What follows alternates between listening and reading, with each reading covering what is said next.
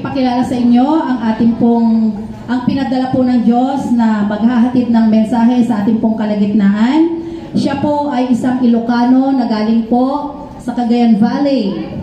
Siya po ay isang missionary pastor from Alliance Church, Pamplona, Cagayan Valley Chapter. Siya po ay nagmula sa Saudi, doon po siya na-ordain as pastor. At siya po ay naging church pastor sa Las Piñas, and then pinadala po ng Diyos sa Cagayan Valley. And now, it's a great privilege to introduce sa ating pong kalagitnaan ang lingkod ng Diyos na tagapagbahagi po ng salita ng ating Panginoong Hesus ngayong umagang ito. Let's give a God bless you welcome, Pastor Ben Laliabay.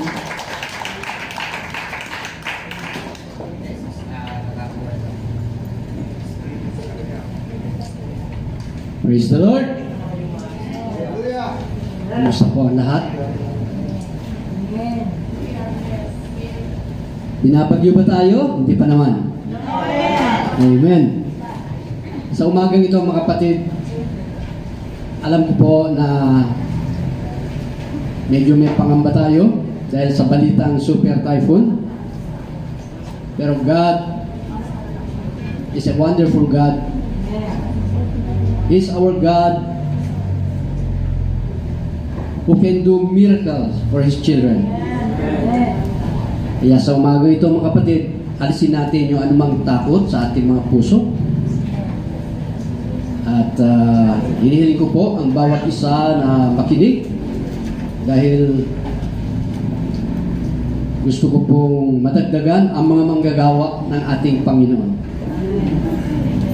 Sino nga ba ang mga manggagawa sa ngayon narito? Lahat po ba? Wala pong hindi manggagawa ng Diyos. Kayong lahat na narito, alam ko po na kayo ay tinawag ng Diyos. May kanya-kanya tayong talento. Siguro lamang ay hindi nyo ginagamit. Kaya pagkatapos ng inyong mga maririnig, siguro paglabas ninyo sa sambahan ito ay magbo-voluntary na kayong maging manggagawa ng ating Panginoon. Amen. Okay? So,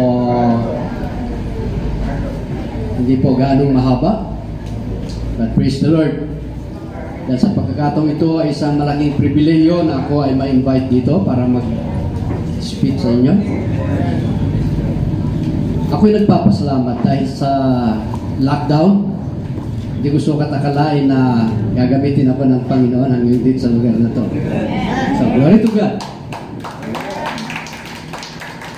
Praise the Lord. Alam niyo po ba kung anong baon ko sa inyo ngayon? Pagpapakasakit na hinihingi ng pagiging alagad ni Kristo Jesus. Amen po. Kung aking tatanungin ang bawat isa sa inyo, kung kayo po ay lingkod ng Diyos, from 1 to 10, paano nyo i-rate o i-grade yung inyong sarili? Meron bang magsasabi ng 10? 9? 8? 7? 5? Mukhang medyo wala pa. Okay, so salamat sa Panginoon. Dahil tulad na aking sinabi, bawat isa sa atin dito ay merong ibinigay ang Diyos na talento. Pero kung hindi nyo gagamitin yan, may tendency po na babawiin yan. Kaya huwag nyo po ipahintulot na mabawi kung ano yung ibinigay ng Diyos sa inyo. Okay? So the cost of being a disciple. Kaya ako tinanong kung hanggang saan na yung inyong ipinaglingkod sa ating Panginoong Diyos. Dahil ang paglilingkod sa ating Panginoon, hindi po madali. Dahil marami tayong dapat tanggalin, isakripisyo, bago tayo magiging kalugod-lugod na lingkod ng ating Panginoon. Kaya purihin ang Panginoon dahil napakarami niyong pastor dito. No? Maraming maatasan mag-disciple, mag-outreach. So, hindi ako mangangamba na darating ang mga ilang panahon, magiging 4 na itong churches. I challenge our pastors. Siguro naman may mga outreaches. At alam ko po, nasa lugar ninyo dito, napakakapal ng tao. So wala pong rason, walang dahilan. Yung lasipag natin na mag-home Bible studies. Magsimula tayo sa small group. Huwag po tayo mahiya kung one-on-one muna. Pero yun ang nais ng Diyos sa bawat isa sa atin. Okay?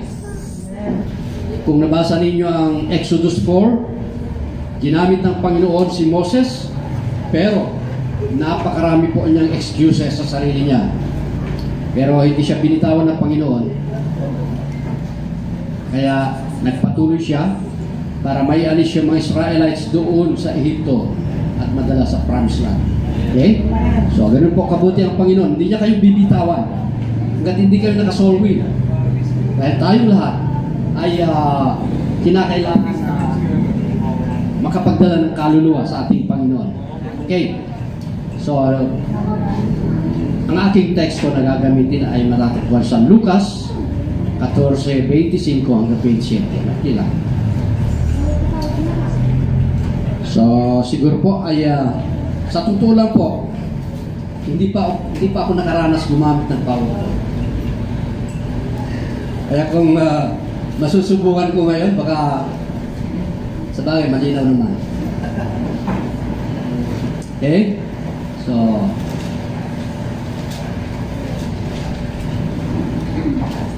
babasahin ko po ang mula verse 25, 26, and 27.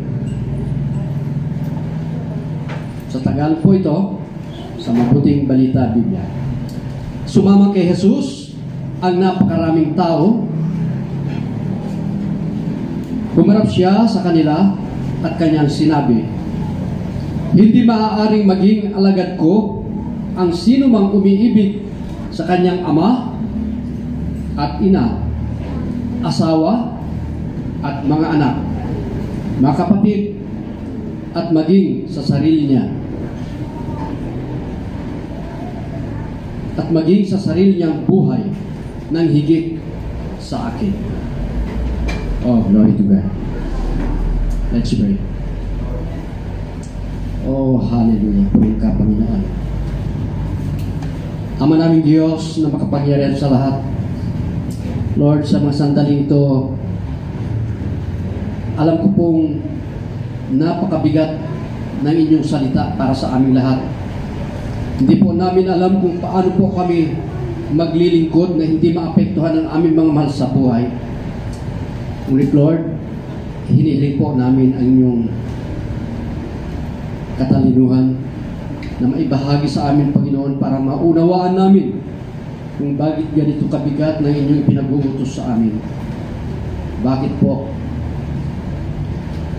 sa aming mga mahal sa buhay pa na kinakailangan niyo sukatin ang aming pagiging lingkod mo. Lord, maraming salamat. Alam po namin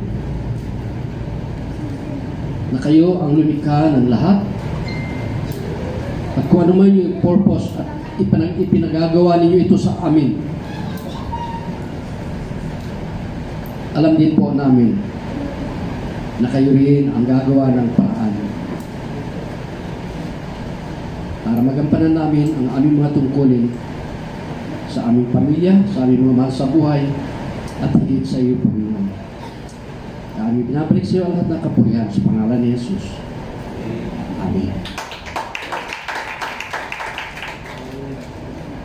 English. So, purihin ang Panginoon. Mula po dito sa aking binasa ay hayaan niyo muna na magbigay ako ng maikling ilustrasyon. Dahil ang nais pong makita sa ating mga leaders sa ngayon, sa ating mga lingkod, unang-una na sa ating mga pastors, ay magiging matatag, matibay sa lahat ng uri ng pagsubok siguro hindi naman lingid sa atin ang bamboo tree. Wow. Marami dito, may mga nakikita ko. At kung aking ikukumpara ang tibay ng kawayan, matibay po sa bagyo, matibay sa baha, at ito ay ginagawa namin sa probinsya na patibay sa lupa. Tinatanim sa tabing ilog, dahil ito po ay pumipigil ng pag-erode ng lupa. So nais kong ihambing ang ating mga lingkod na maging matibay tulad ng kawayan.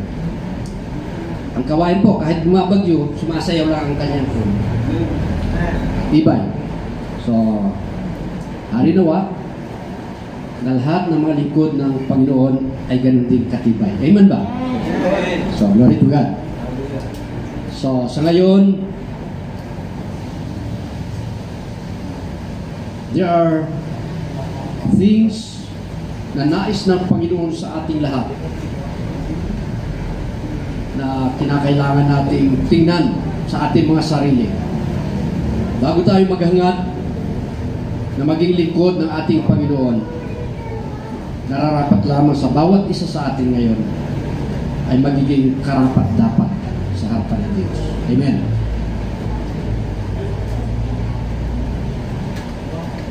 So, glory to God. Para tayo ay makasunod sa ating Panginoon, meron siyang mga requirements in getting rid of certain things. So, we have to get rid of certain things in our lives. Hindi sa iba, kundi sa atin mismo. Katulad ng isang kawayan. Hinahangaan natin ang tibay ng kawayan. Pero alam mo po bang the nature of a bamboo tree, napakahirap po niyang kuhanin para magamit natin. Bagamat ito ay kagamit-gamit sa probinsya namin bilang daluyan ng tubig, maging silya, sahig, o pangdinding, pero hindi nyo alam, lingid sa inyong kaalaman, napakahirap manguha po ng kawayan. Dahil ito ay napapaligiran ng maraming damo, puno, at mga sanga. Kaya kahit naputol mo ng puno niyan, hindi mo pa rin niyang mahila. Kumisan, kukuha pa kami ng kalabaw para may manghila. Dahil sa tibay ng mga sanga niyan na nagkasala-salabat sa taas. Kung ganun ang hirap ng isang kawayan bago mo siya maging kagamit-gamit kung ano man yung purpose mo. Ganyan din tayo ng mga lingkod ng Panginoon. Marami siyang gustong alisin bilang paghahanda. Dahil ang nais niya ay walang maipipinta sa kanyang mga lingkod. Amen po. Una, sabi nito, following Jesus requires getting rid of certain things. Number 1, in Hebrews 12:1, nandiyan ba? Kaya nga, dahil napapaligiran tayo na napakaraming saksi, talikuran natin ang kasalanan. At ang anumang balakid na pumipigil sa atin. Buong tiyaga tayong tumakbo sa palisahang ating sinalihan. Glory to God. Mga magulang, mga kapatid, huwag niyo pong sabihin na merong matanda, merong bata sa paglilingkod. Nasa inyo pong choice yun. Kung nais ninyo maglingkod sa ating Panginoon. Sa nakita ko sa dami ng tao rito, baka wala pang kalahati ang nakakilala, nakarinig ng salita ng Diyos. Tama po si Sister Patricia. Dahil kung ang nakikita ko ngayon ay puro cellphone at nariyan ang mga Biblia ninyo, may tendency na ilang porsyento lang yung pagkahangad ninyo magbasa ng Biblia. Pero kung Bible book mismo, gusto nyo tapusin yung chapter by chapter yan. Pero kung cellphone, baka isang verse pa lang lumabas mo yung ibang makikita nyo. No? So, ando lagi ang tukso. So, tama yung suggestion ni Sister Patricia na sana, pagpunta nyo sa church, dala kayo ng Bible. So, glory to God.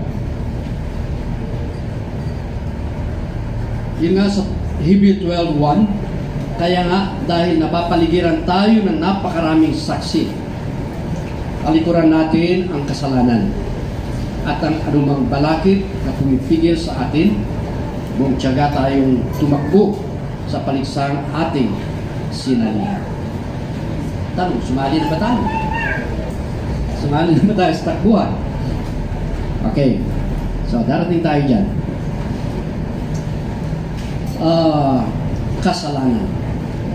Ito po ang numero unong hadlang sa lahat. Gugustuhin man natin maglingkod, tumulong, pero hindi rin magiging kalugod-lugod sa Panginoon. Ano mang i-offer mo sa Kanya, ano sabi niya?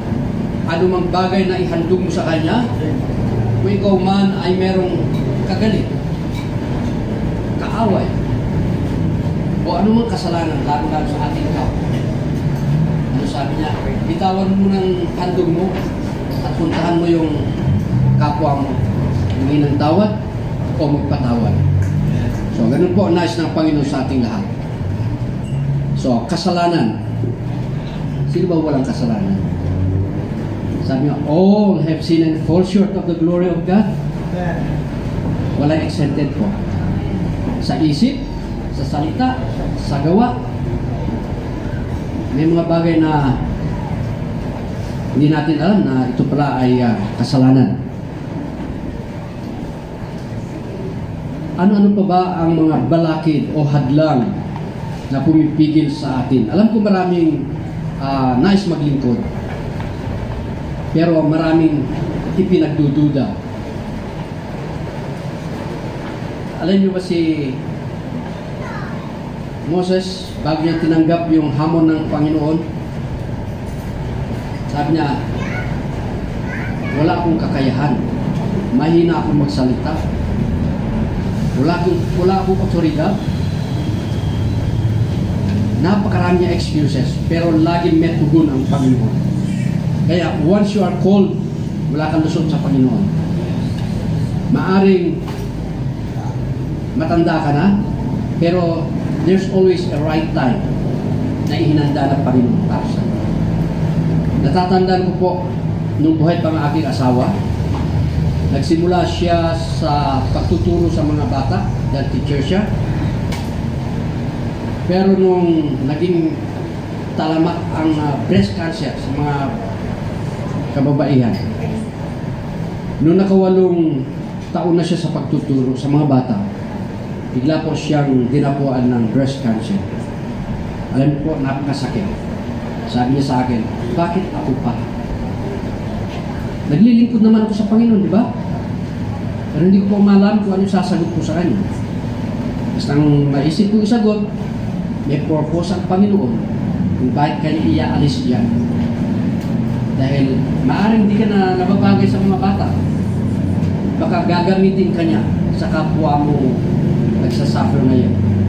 Ay maganda sa glory to God, nakawalong taon siya. At dahil masipag siya mag-share sa kanyang kapwa, so alam ko na marami siyang natulungan. So ganyan po, kung gusto ng Diyos na hugutin tayo, kahit nasa comfort zone tayo ng ating mga negosyo, mga office, pero kung siyang tumawag sa atin, ililipat tayo, wala po tayong magagawa. So ganun po, laging ang kailangan ng Diyos sa bawat isa na kanyang tinawag is obedience. Matuto tayong sumunod kung tayo po ay tinawag. Okay? So, ano-ano pa? Bukod sa kasalanan, igala natin ang ating mga mata, ang ating pakiramdam sa inyong sariling isuno. Ano ang number one na nagbibigay sa iyo ng discouragement para ayaw mong mag-commit sa gawain? Kayamanan.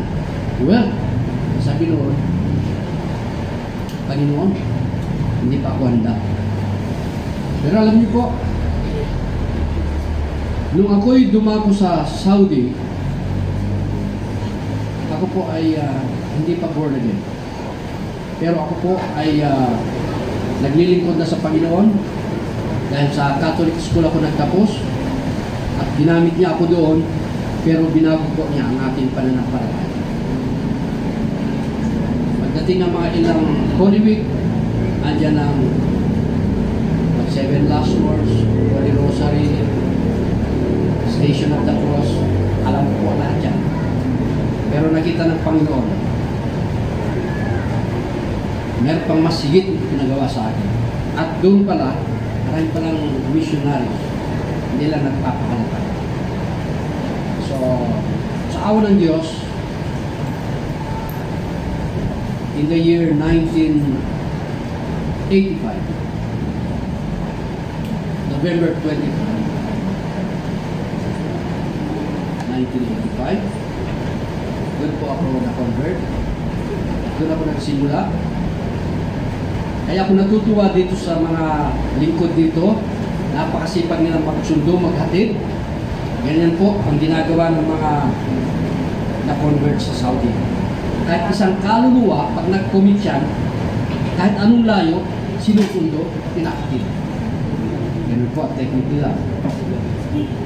But praise God, pag uwi ng kanilang mga disciple, nagiging lingkod na.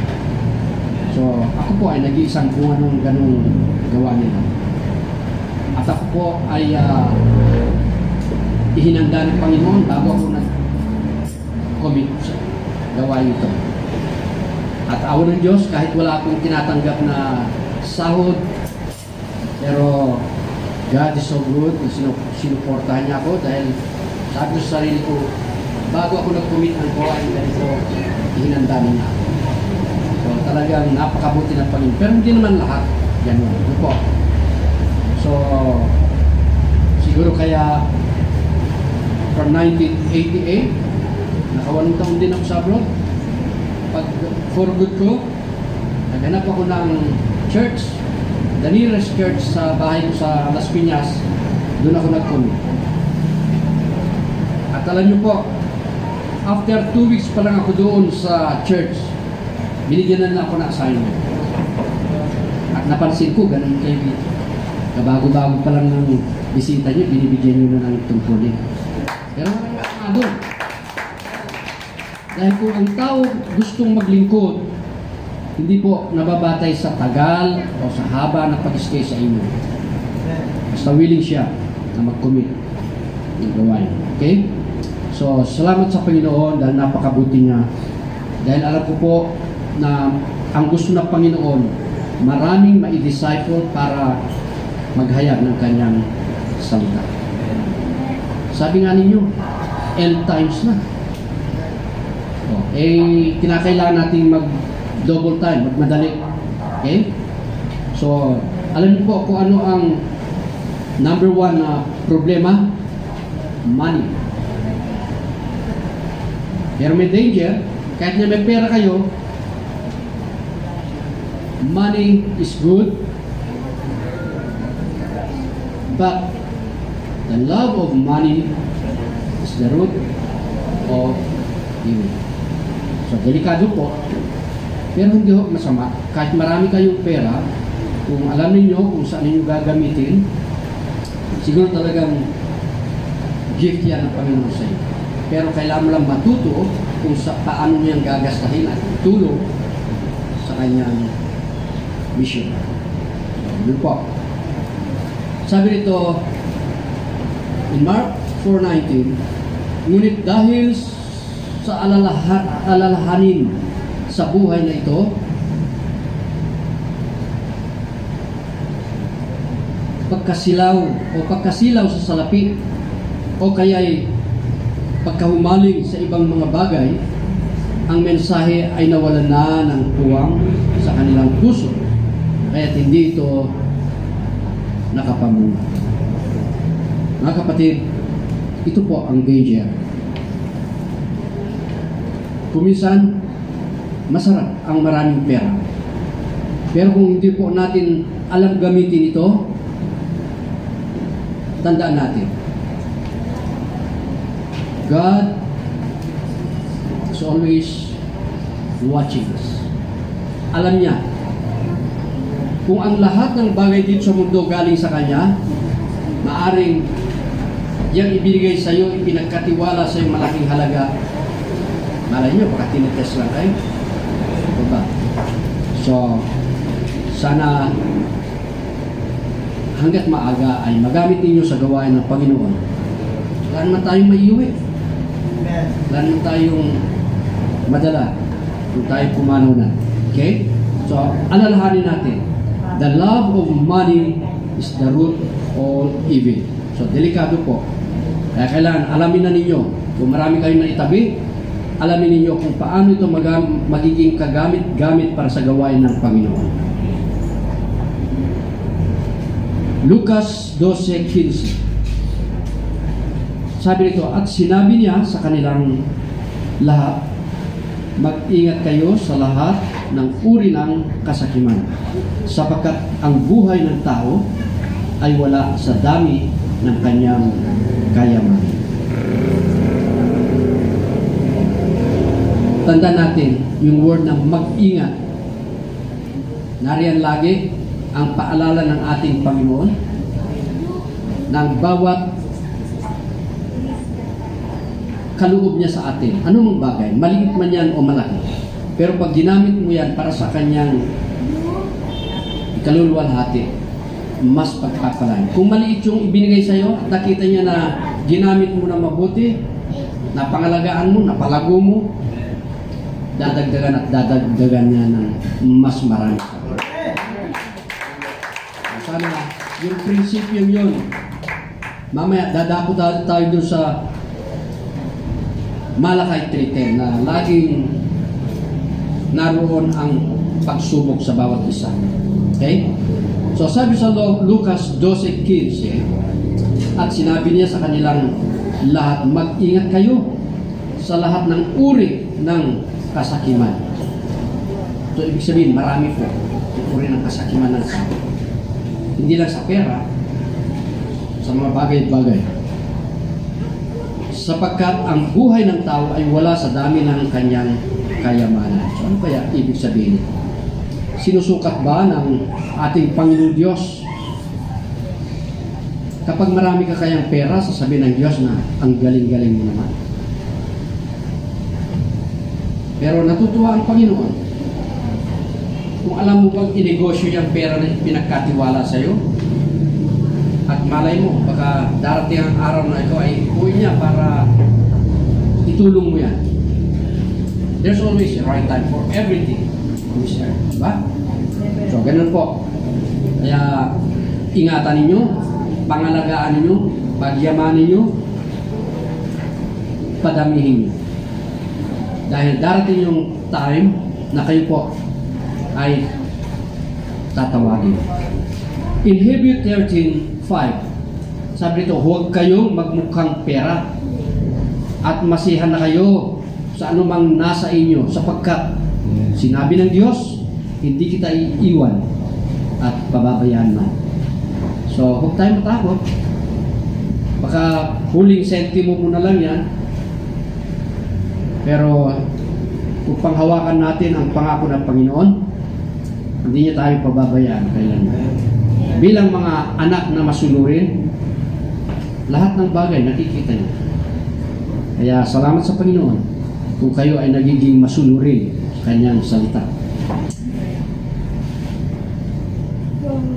Mga kapatid, sa panahon ito ay maaaring ang idadahilan ng mga tao kung bakit madalas nilang napapabayaan ang mga tungkulin sa Diyos ay dahil sa paghahanap ng kanilang ikabubuhay.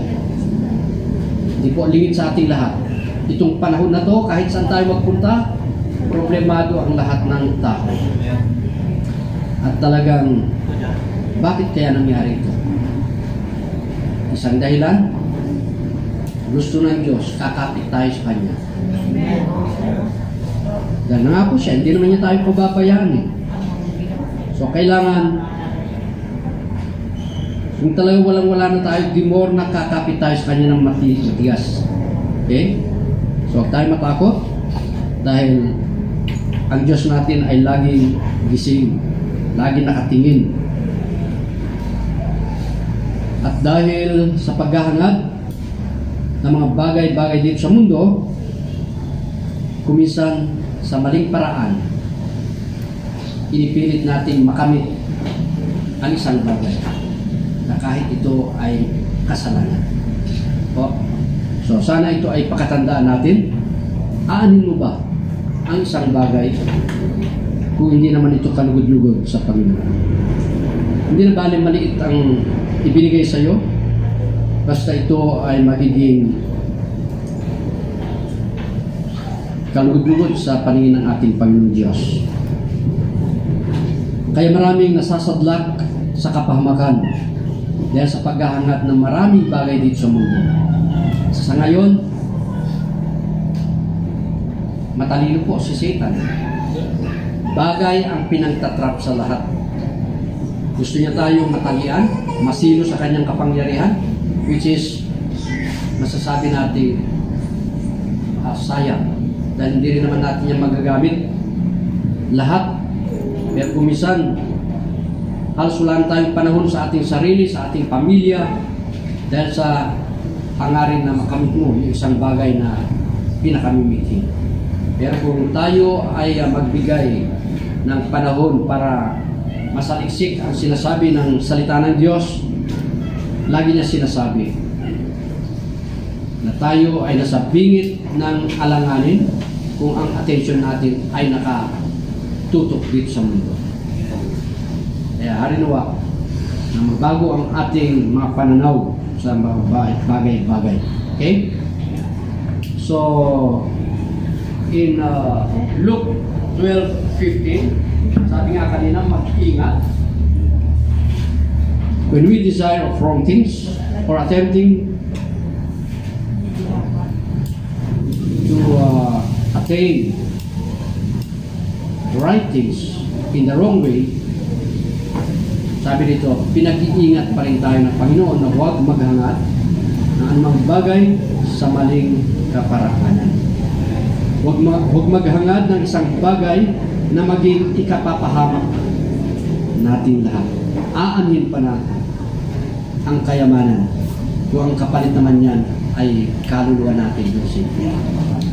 Sayang. So, sabi rito sa Hebrew 13:5, huwag tayo magmukhang pera, lifestyle lang yan. Yung iba, for pleasure, pero ayaw po ng Panginoon yan. That is, nabibilang na idolatry. Kapag dumating na sa punto na ina-idol na natin ang pera, which is covetousness, idolatry, at mahuhulog tayo na ito ay magiging lifestyle natin, magiging kontrolado na tayo ng kayamanan na yan. At mahirap na makawala kapag kayo ay nahook sa mga bagay na yan. So, ang kailangan lamang natin, sabi nga dito, depend on Christ alone. So, kailangan nakadepende tayo. Alam niyo po ba ang gusto ni Kristo? Katamtaman lang. Dahil the more you have, alam niyo na, mas mabala tayo sa maraming bagay, kaya mawawala na tayo ng panahon sa Kanya. In Colossians 3:5, kaya dapat mawala na sa atin ang pagnanasang makalaman at pagiging worldly. Kaya nga, pagka natuon ang ating atensyon dito sa mundo, wow, nakakatakot. Punta ka lang sa loob ng SM, gusto mo nang mabili lahat, gusto mo nang maiwi lahat na makikita mo. Kaya gagawa ka ngayon ng paraan para magkapera, para lang mabili mo yung nakita mo ron. Pero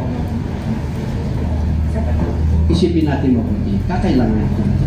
Importante ba ito sa akin? Kung minsan, alam ko, 1, 2, 3 na yung mga cellphone ninyo.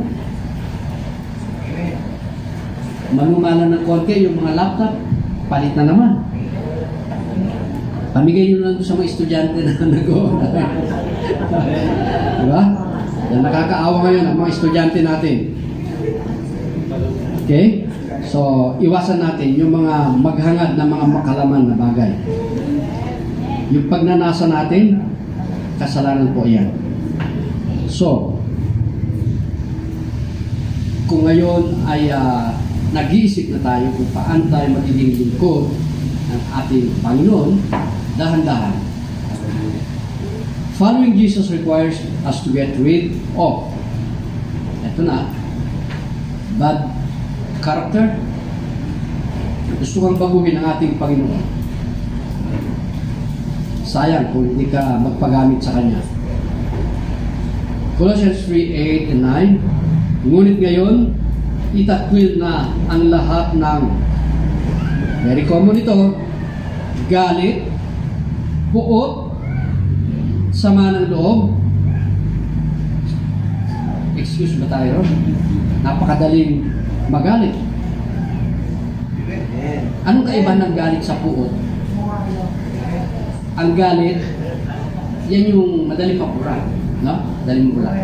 Pero pag pinanatili mo na yung galit na yan, at nagiging habit mo na yan, magiging puot na yan. Nakatatak na yan.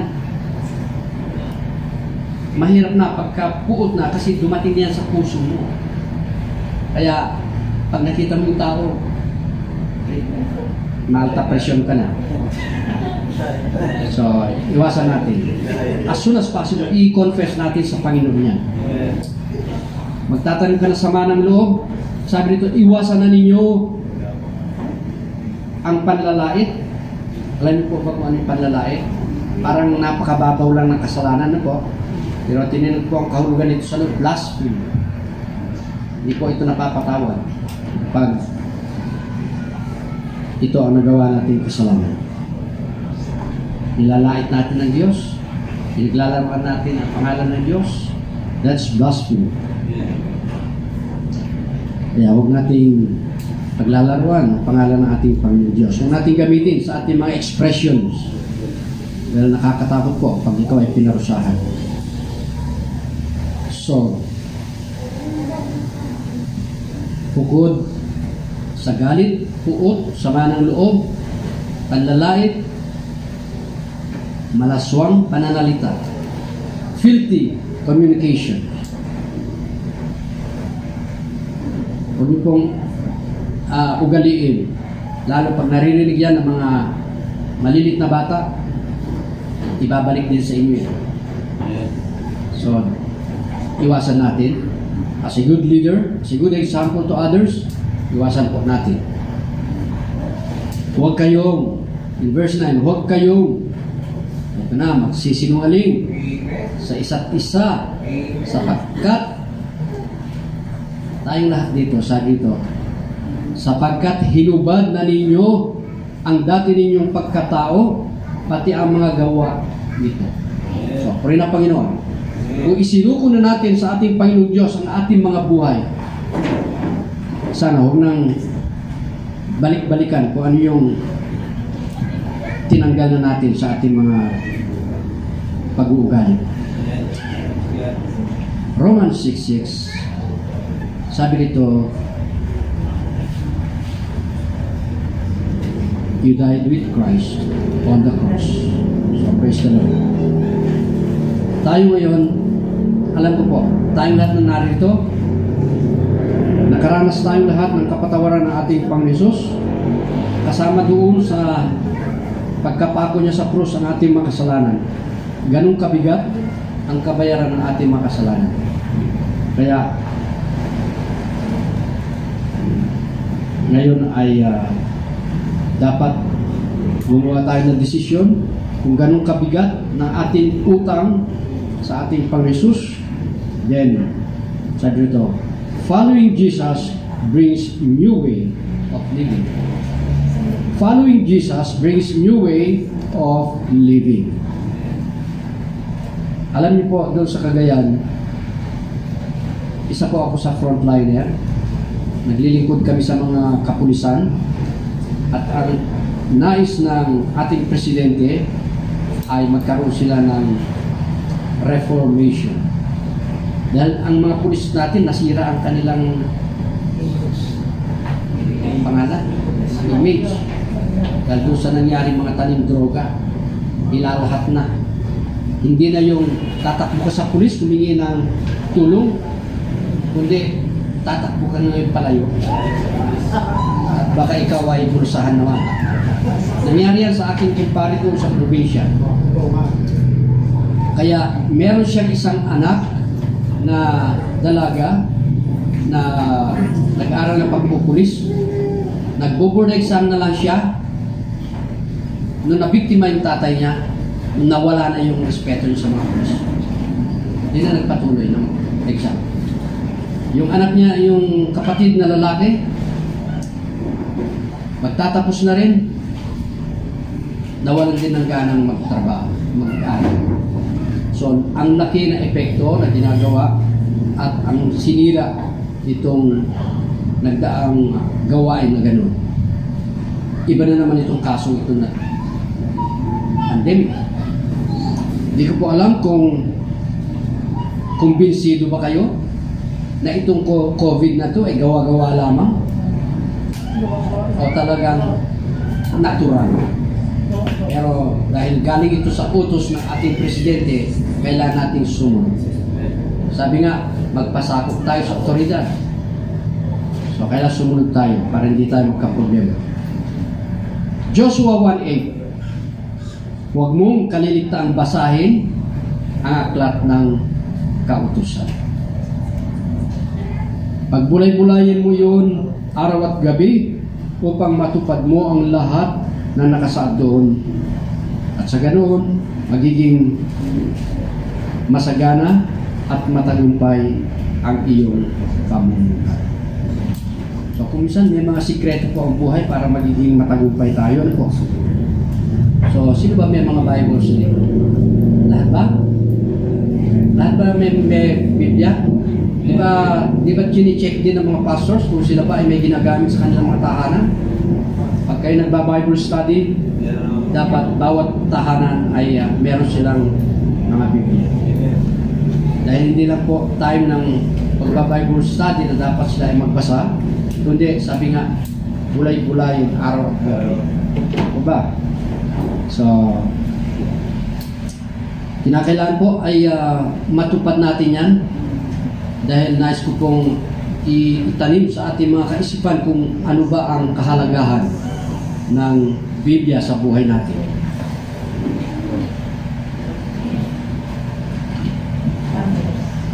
Okay?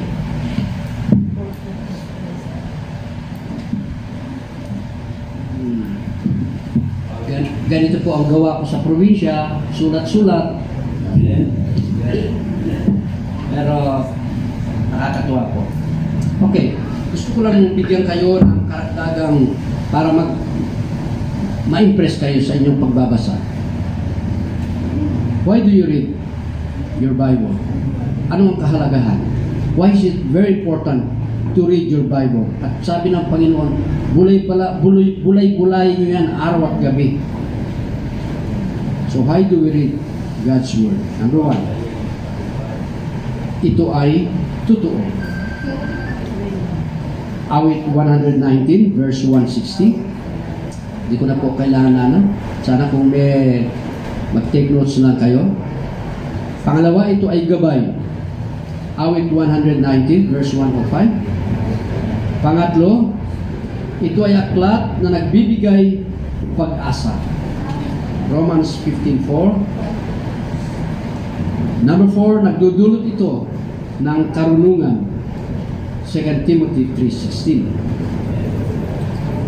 Number 5, sinasagot nito ang mahalagang katanungan tulad ng sino ako? Saan ako nagmula? Bakit ako narito? Saan ako patutungo? Mga simpleng katanungan pero ang hirap hanapin ang kasagutan. Okay? Pero kung babasahin nyo ang inyong mga Biblia, nariyan po ang sagot. Pang-anim, ito po ay nagpapatutuo tungkol sa ating Panginoong Kristo. John 5:39. 7, tayo hinahatid nito sa kaligtasan. Number 1. Napakasarap kung tayo ay nagbabasa ng Biblia at kayo ang gagamiting tulay o pagpapala para ang lahat ng inyong sa buhay ay tumanggap din ng kaligtasan tulad niyo.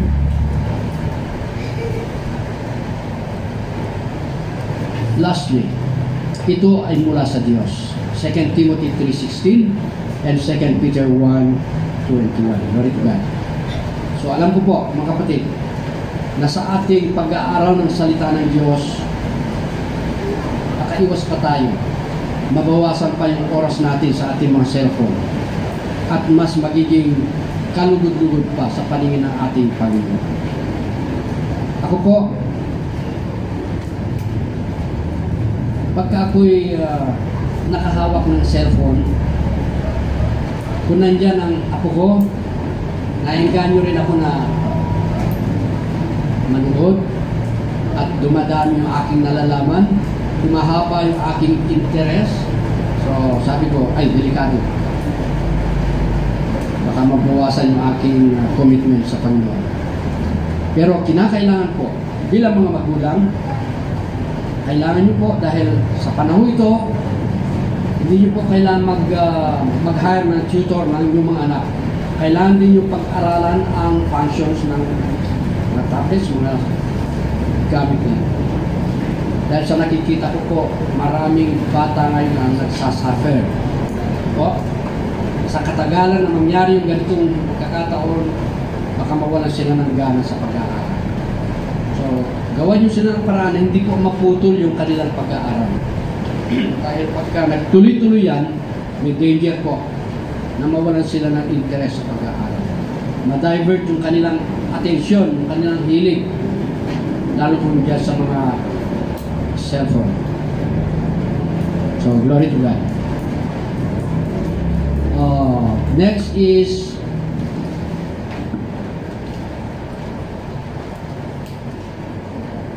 following Jesus brings new way of living. 2 Corinthians 5:17. We have to be a good steward. Ito na po. Kung ano man po ang magagandang bagay, hindi lang magagandang bagay. Kung minsan may mga pangit na bagay na ibinibigay ng Diyos na magiging daan na ikaw ay magiging mabuting tao. Lawakan natin ang ating pangunawa. Lahat ng bagay may purpose ang Panginoon. Ano ba ang ibig sabihin ng stewardship? Mabuting taga-ingat yaman.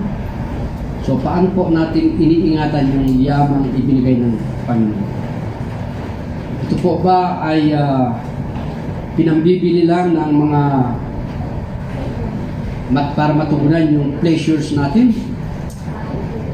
O isinishare ba natin sa panahong ito na maraming hindi na kumakain? Wala na yata yung mga ayuda galing sa ating gobyerno. Marami na nagbebenta, marami na naiilit ng mga properties. So, nararamdaman natin yung paghihirap ngayon. Kahit yung mga tao na umuwi sa probinsya, yung mga kababayan na nag-stay na matagal dito sa Kamaynilaan, ibinenta na lahat ng mga properties sa probinsya, ngayon uuwi sila doon, saan sila tutuloy? Squatter. Sarili nilang lugar, magiging squatter sila. At kung ano yung higpit dito, itong pandemic, ganun din doon. Kaya ako na padlock dito dahil pag uwi ko doon, maku-quarantine ka. At hindi pa pwedeng mag-travel ngayon dahil hanggang 65 lang ang allowed. Kaya ako 73 na. So talaga hindi na pwede. Maghintay na lang ako ng pag-normal. So, glory to God. So, mabuting taga-ingat yaman. Ano ba yung mga kailangan nating ingatan? Kayamanan lang ba? Number 1 is yung mga oras natin. Time. Mahalaga po yan, mga kapatid. Sabi rito sa Ephesians 5:15, 15 to 16. Kaya't ingatan ninyo kung paano kayo namumuhay. Mamuhay kayong tulad ng matatalino at di tulad ng mga mangmang. Verse 16, sapagkat masama ang takbo ng daigdig, samantalhin ninyo ang bawat pagkakataon na kayo'y makagawa ng mabuti. Siguro nabibilang lang kung mabuti ba yung nagawa ko, ano ba yung mga pagkukulang ko. So kayo na nakakaalam yan. Kaya sabi ko nga, kung kayo ay pinagkalooban ng Panginoon ng anumang bagay, pansarili lang ba yan? Nakatulong ka ba sa kapwa mo? Ang sabi ng Panginoon, sa oras ng pangangailangan, kahit isang baso na maibigay mo sa iyong kapwa, malaking bagay po yun. So, huwag pong sukatin yung kaya ninyo ibigay. Sabi nga, aanin pang damo kung patay ng kabayo. Kung ngayon kailangan ang tulong para sa kanila, why not give? Bye-bye. So, maganda po kung meron tayong magawang kabutihan sa ating kapwa. Dahil sabi ng Panginoon, if you love me, love your neighbor. So, huwag nating gamitin yung sayang. I-reserva ko na lang yan sa ibang araw. The more na hinihipitan mong pakawalan ang mga sobra-sobra sa iyo, walang kapalit yan. Pero kung i-share mo, mas dadami pa ang kapalit. Talents. Yung time kanina, parang baliwala lang yan. Pero kung titingnan natin ang oras, alam ko po, kapag nasa bahay, nahawakan ng cellphone, hindi na mamalayan, alas 12 na pala. Hapon na pala. Amen. Ang dami na sayang na oras. Sagot natin sa Panginoon niya. Kaya huwag nating sayangin ang bawat oras. Humanap tayo ng mga bagay na pwede nating pagkaabalahan na maging kalugod-lugod sa ating Panginoon.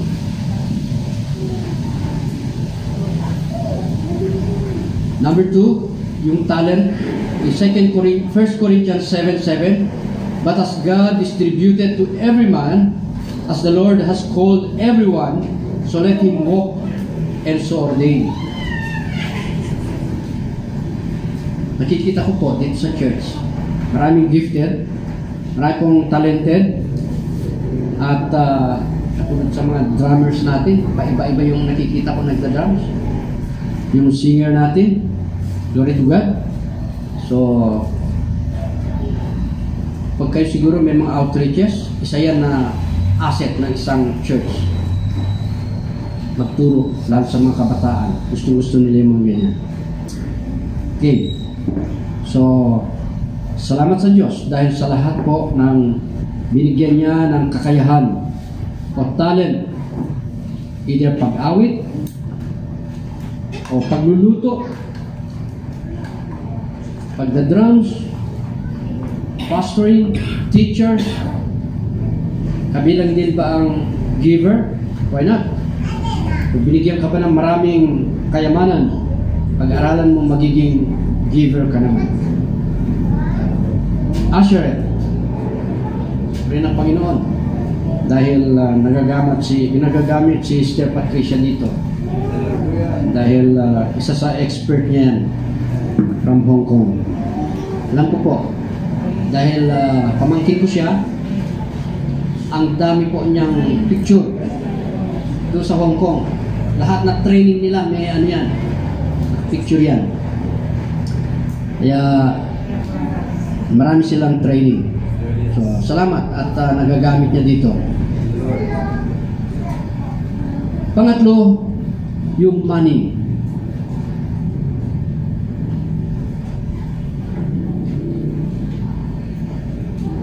Luke 16:1-3. Iwasan ang paglustay ng salapi o ari-arian.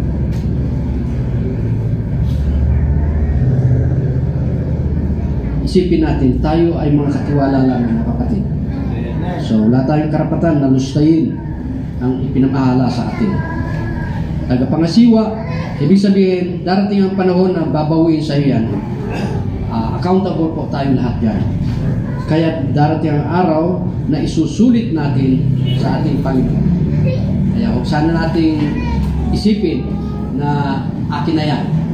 Pero ang Panginoon po, gusto niya magamit ang lahat ng bagay dito sa mundo. Dahil marami tayong kababayang naghihirap, pero sa iba naman, sobra-sobra. Panganim, lahat sa Panginoon. Kaya anumang bagay ay dapat pangalagaan, pagagandahin, para pag biglang dumating siya, maganda yung kanyang madadatnan sa atin. Hindi po sira-sira. Po? Dahil sabi na, kung pinahiram lang sa atin yan, pinakailangan ay madadatnan niya maganda. Verses 10 and 11, ang mapagkakatiwalaan sa maliit na bagay ay mapagkakatiwalaan din sa malaking bagay. Ang magdaraya sa maliit na bagay ay magdaraya din sa malaking bagay. So, sabi nga, kahit nga lang mga papel-papel na kinukuha natin sa office natin, yung intention natin at tinitingnan ng Panginoon doon, yung kalooban natin. So, mag-ingat po tayo. Kung hindi kayo mapagkakatiwalaan sa mga kayamanan ng sanlibutan, sino ang magtitiwala sa inyo ng tunay na kayamanan? Tunay na kayamanan. Ano po ba ibig sabihin ng tunay na kayamanan? Ito po yung mga bagay na nais ng Diyos sa ating lahat, na makita niyang nagagamit natin, unang-una na sa paglilingkod sa kanyang ministry. Okay. Ito po ngayon ang isang subok para sa lahat. Siguro very common, gamit na gamit, yung Malakay 3:10, bagamat nandito yung sakripisyo mo, pero makikita ninyo yung magiging pangako ng Panginoon. Ibigay ninyo ng buong buo ang inyong mga ikapo upang matugunan ang pangangailangan sa aking templo. Subukin ninyong gawin ito kundi bubuksan ang mga durungawan ng langit at ibubuhos ko sa inyo ang masaganang pagpapala. Amen? Glory to God. So, manghinayang ba tayo kung para sa Diyos yung ating ibinibigay? Yung pangako niya, hindi lang patak-patak ang kapalit, kundi buhos-buhos. So, sana ay sa oras na ito ay meron tayong napulot na wisdom, moral lesson. Higit sa lahat, yung ating paghahangad, intention. May mga maliliit na bagay na alam natin na kaya natin gawin, matanggal sa ating mga kaugalian, pag-uugali, para welcome tayo sa ating Panginoon. So, nice kong bigyan ng maliit na conclusion ito. In 1 Corinthians 10:31, kaya nga, kung kayo kumakain o umiinom o anuman ang ginagawa ninyo, gawin ninyo ang lahat sa ikararangal ng Diyos. Do it all for the glory of God. Amen. So, anumang bagay, wala tayong maitatago. And in John 8:31, sinabi naman ni Jesus sa mga Hudyong naniniwala sa Kanya, kung patuloy kayong susunod sa aking aral, tunay ngang kayo'y mga alagad. Amen? Palakpakan nga natin na Panginoon. Dahil, ano ba yung mga aral na nais ng Panginoon na ituturo sa atin? Kung kayo ay masipag dito sa iglesia, meron silang mga Bible studies, open forum, di ba? Para madali tayong matuto, at meron din naman kayong mga Bibles, magsipag kayo na magbasa, at sabi nga, the Word of God is alive. Bawat mabasa ninyong salita ng Diyos, nakatanim yan sa puso ninyo. At kung hindi nyo man magagamit ngayon, darating at darating, dahil buhay yan, may encounter nyo ang mga bagay para gamitin ninyo. So, ang pagiging alagad po ng Panginoon ay hindi po overnight lang. Preparasyon ang kailangan. So, marami tayong tatanggaling mga bad habits at meron din tayong mga bagay na dapat gawin para mabigyan natin ng kaluguran ang Panginoon. So, alam ko po na tayong lahat ay nakapulot ng konting aral. So, masasabi ko ba sa araw na ito, may magagawa pa ang Diyos sa buhay natin lahat? So, purihin ang Panginoon. Alam niyo naman kung sino si Pastor Ben. Gusto ko i-close our message through these songs.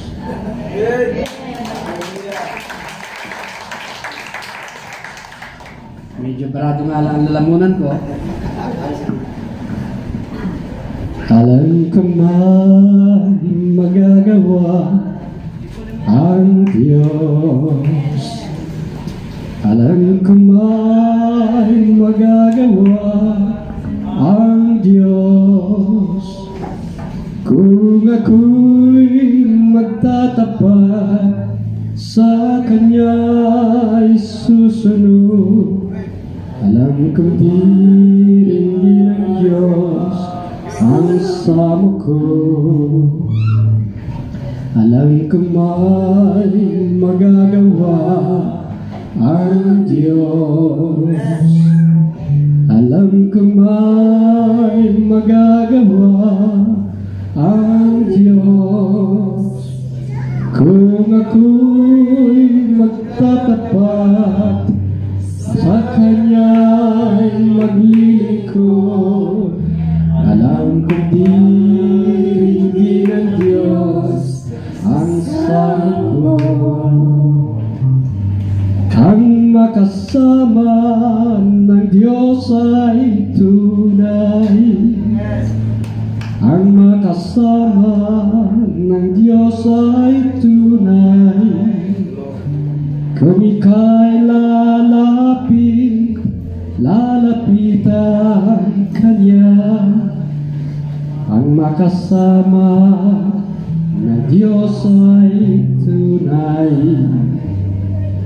Mayroong magandang mangyayari sa'yo kung lalapit ka kay Jesus.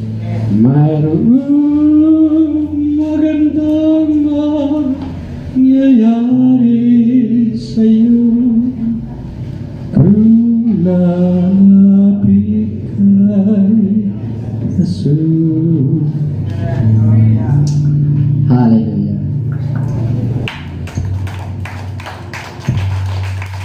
Bago ako magtapos, gusto kong hilingin yung unang inawit ng ating mga team.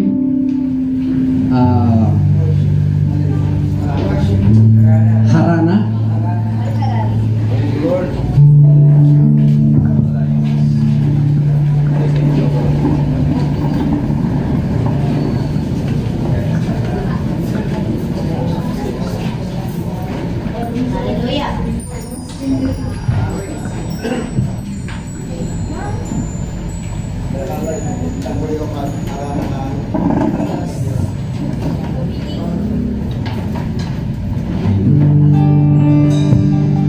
Ito muli po tayong mawit sa Panginoon. Muli nating haranahin ang Diyos sa buhay. Hallelujah.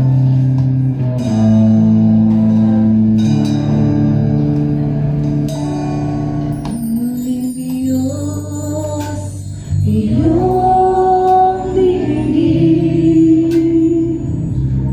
handog ko awit.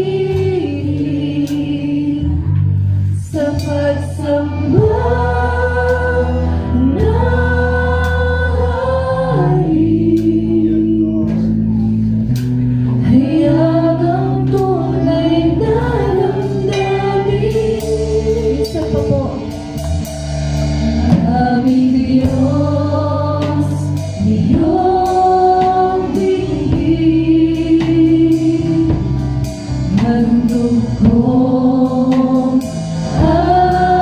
awit sa pagsamba ng halin. Hayaan ang tunay na damdamin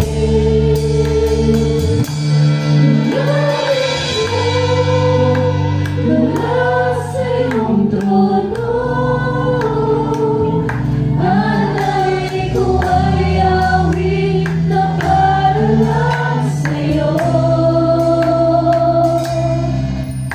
Ibig mula sa aking puso. Oh, Haring Diyos, hindi lang maraman ako. Oh, hallelujah. Hallelujah. Purihin ka, Panginoon.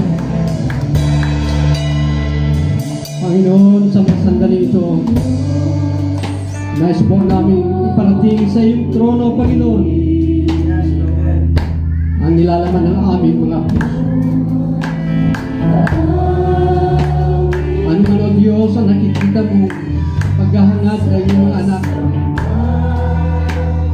Lord, maraming salamat. Meron kang tamang panahon para sa bawat isa sa amin. Lord, hayaan mo po na magiging handa sila sa pagtanggap ng iyong panawagan. Lord, ikaw po ang nagbibigay ng desisyon kung kailan mo tawagin ang iyong lingkod. At ikaw din ang mag-uutos kung saan mo siya uutusan ng lingkod. Panginoon, hayaan mong dakilan ka namin, pasalamatan ka namin, tinataas ka namin sa aming kalooban, patuloy namin pinupuri ang iyong pangalan. Oh,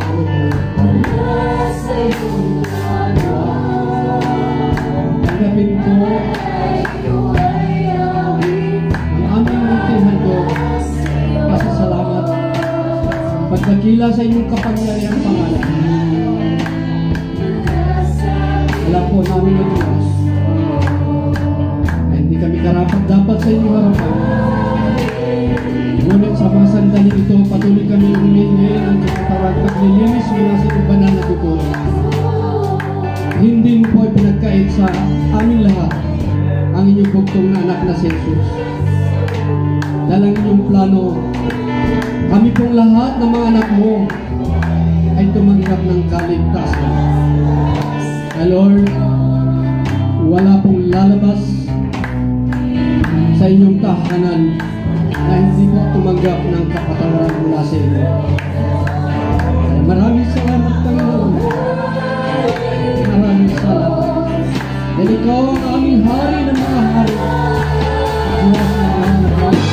Sige ka, Panginoon. Dinadakilan mo namin. Tinatas namin ang Diyos ang magpanawa. Tanggapin po ako ang namin nakalayan ang nakalaran sa araw. Ang po sa Diyos. Ang pinagdala sa inyong trono.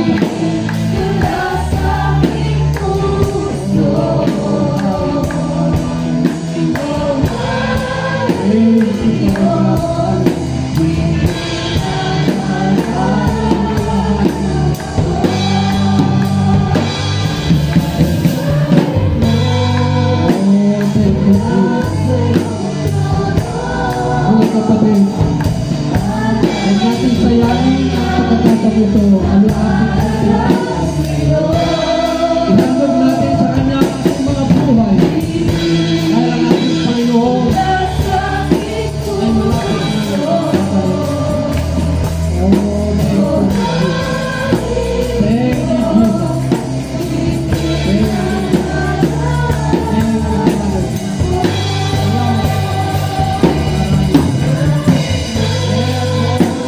you, Father. Salamat. this wonderful day that you have made.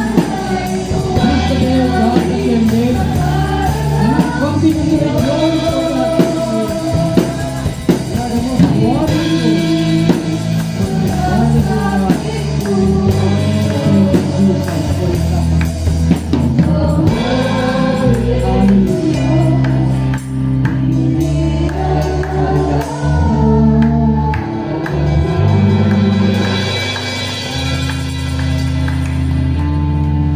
Yes, Lord.